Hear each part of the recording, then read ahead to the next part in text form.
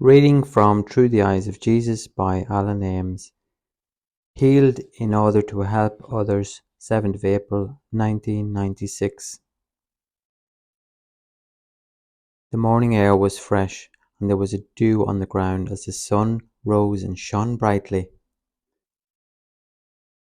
"Lord," said Simon, not Peter, "it is wonderful how the dew glistens on the plants as the sun shines on it. Look, see!" I looked and saw the beauty that Simon spoke of. "Simon, if you can see each of the dewdrops as the soul of man, you would see in the dark they are hidden, and when the light of the sun touches them, they shine brightly and become as little jewels." Simon looked deeply at the dewdrops and then turned to me, saying, "Yes, they are beautiful.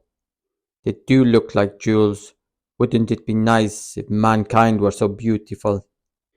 "They can be if only they would submit themselves in complete obedience to God. Then, filled with God's love, they too would shine so brightly," I replied. "It seems so hard for many to do that," interrupted Matthew, who was now also by my side. "It is not hard as many believe. If only they will try, they would see it can be as simple as a dewdrop letting the sun light it up. All they have to do is to let the sun's love shine through them and in them. Then they will find the strength that makes the burden light," I responded. We walked on, talking more about God's love and how it will illuminate souls if it is accepted without conditions. Ahead of us was a group of merchants heading home from the markets in Capernaum. They turned and looked at us, wondering if we were thieves coming to rob them. "Peace," I said, raising my hand in greeting, and as my love touched them in my word, they became full of trust. "Welcome," said the leader in return.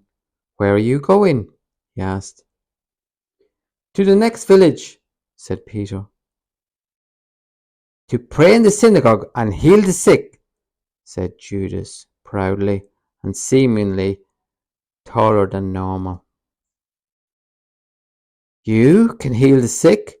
asked the man as his companions looked at each other. "Yes," replied Judas, looking so important. "The master heals the blind, the deaf and the lame. He can heal anyone," shouted Judas excitedly. "Judas," I said calmly, "let us be humble in the presence of others. Let us be humble in our lives. Pride only brings sin, whereas humility brings peace." "I only wanted to let them know who you are, Lord, so they too can share in your love," said Judas, somewhat deflated now. "If you are to bring others to me, it is to be done in humility. If not, then you might not bring them to me, but to themselves. Anyone who comes to me and follows me must be humble, otherwise they are not my true friends and my true followers. Humility is the way, for in humility God's will is fulfilled." "Well said," cried the merchant's leader as he came forward and knelt before me. "My name is Joseph, and I have a son who is sick. He is here with us. Can you please help him, Lord?" "What is wrong with him?" asked Peter. "He drank some bad wine, and he looks as if he will die. The physicians could not cure him, and now with sadness in my heart I take him home to his mother to die," said the man crying before me. "Bring him to me," I said, leaning down, touching the man softly.